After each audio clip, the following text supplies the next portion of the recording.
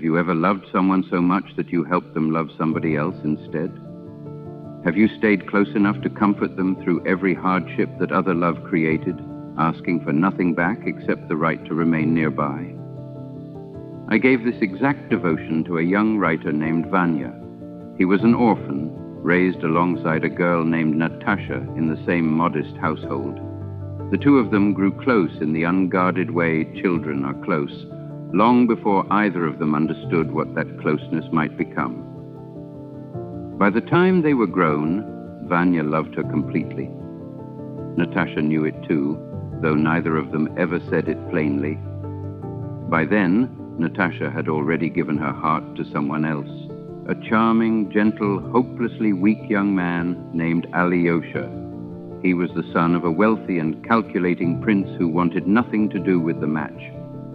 Vanya did not compete for her. This is the detail that still unsettles readers of this story, because it runs against every instinct we have about how love is supposed to behave. He did not scheme against his rival. He did not undermine him, and he did not quietly hope the relationship would fail so his own chance might finally arrive. Instead, when Natasha ran away from her family's home to be with Alyosha, defying her proud father and breaking her mother's heart, it was Vanya she came to. It was Vanya who found her lodgings. It was Vanya who sat with her through the long nights when Alyosha failed to visit as promised, when letters arrived late or not at all. Natasha would speak to him for hours about her lover, working through every hope and every fear, and Vanya listened. He offered comfort, offered practical help, offered the entire architecture of his own devotion, and asked for nothing back except the privilege of staying close to her. I want you to sit with what this actually required of him, because it is easy to call this generosity from a distance, and much harder to imagine living it day after day. Natasha would describe, in Vanya's presence, the particular way Alyosha's eyes looked when he was distracted by another woman. She would describe the ache of loving someone who could not fully commit to her, the fear that he might one day simply stop coming back. Vanya absorbed every word of it, not with polite detachment, but as a man who loved her so completely that her pain became his own private torment as well. There is a moment in the story where Natasha tells him directly that she loves Alyosha more than herself, more than her own family, more than anyone in the world. She says this to the one person in the room who has quietly loved her his entire life without ever once being chosen. Vanya does not flinch outwardly. He simply continues being useful to her, continues being present, continues making himself smaller in the room so her happiness, wherever it might actually be found, has room to exist without his own feelings crowding it out. This is not weakness. I did not write him as a man who lacked the courage to speak his heart.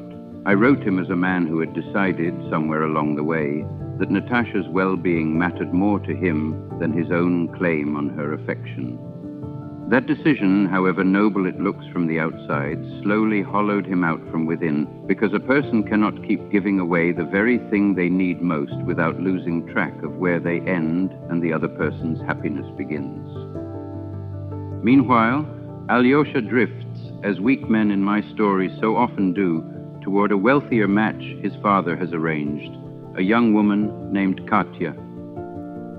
Even this betrayal unfolds through sheer helplessness rather than cruelty. Alyosha wringing his hands and weeping over his own indecision, somehow managing to hurt everyone around him more thoroughly than a genuinely cruel man ever could. Natasha suffers through every stage of this slow abandonment in Vanya's company, and Vanya bears witness to all of it.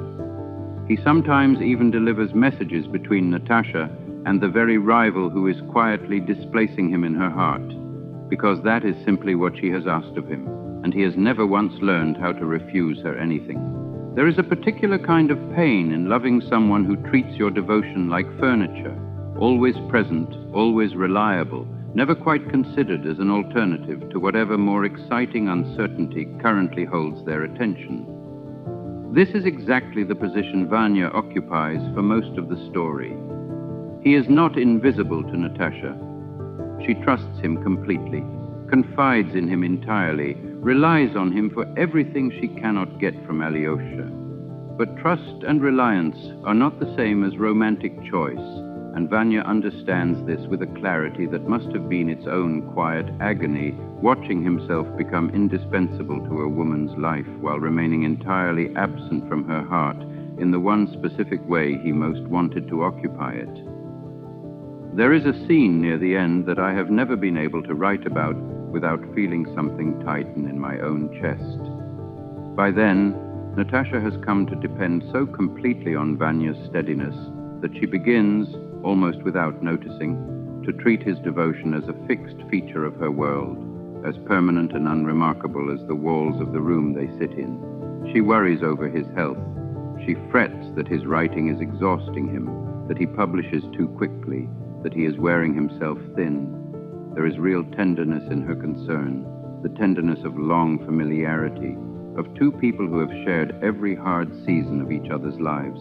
But it is not the tenderness of a woman choosing a man. It is the tenderness of a woman who made her choice years earlier, elsewhere, and who now simply wants the good, steady presence beside her to remain well cared for, the way you want any cherished fixture of your life to last. Vanya receives this concern gratefully, because it is real, because it is more than nothing, and because by this point in his life, he has stopped expecting more than what is actually offered. This, I think, is the quiet tragedy underneath the story's larger tragedy, the one involving Alyosha's betrayal and the family's slow, painful reconciliation. It is not simply that Vanya loved Natasha and lost her to another man. It is that he had, by increments so small he could barely mark their passing, trained himself to survive on whatever portion of her affection was left over after Alyosha had taken his share, and to call that portion enough. The alternative, walking away entirely and losing even that, felt unbearable to a man who had already given so much of himself in her direction that little was left over to build an independent life elsewhere. I want you to think about whether you have ever loved someone the way Vanya loved Natasha. Have you held them up through every hardship created by their love for someone else, telling yourself that your presence, your usefulness, your endless capacity to comfort them was itself a kind of love worth having, even without ever being chosen in return? There is real nobility in this kind of devotion, and I do not want to strip that away from Vanya's character, because his love, unlike Alyosha's, never wavered, never grew convenient, never disappeared the moment it became difficult. But I also want you to ask the harder question, the one the story leaves quietly unresolved. Is a love that never asks to be chosen actually a gift to the person receiving it? Or does it simply allow them to keep taking without ever having to reckon honestly with what they are taking? Vanya gave Natasha everything a person can give another person, short of demanding to be loved back. And the story never tells you clearly whether this was wisdom or a very patient, very dignified form of self-neglect. I suspect, if I am honest, that it was both at once, the way most real devotion actually is, equal parts genuine love and quiet, unacknowledged cost. And I think the harder truth, the one Vanya never quite says aloud, even in his own telling of the story, is that helping the person you love choose someone else, over and over, in 100 small acts of quiet support, is still a choice you are making yourself. It teaches the people around you exactly how little you require in return. The question worth carrying away from this story is not whether Vanya should have spoken up sooner. It is whether you yourself have ever mistaken your own usefulness to someone for the love you actually wanted to receive from them, and whether, somewhere in your own life, you have quietly taught someone that your devotion comes with no conditions at all, no expectation of ever truly being chosen back.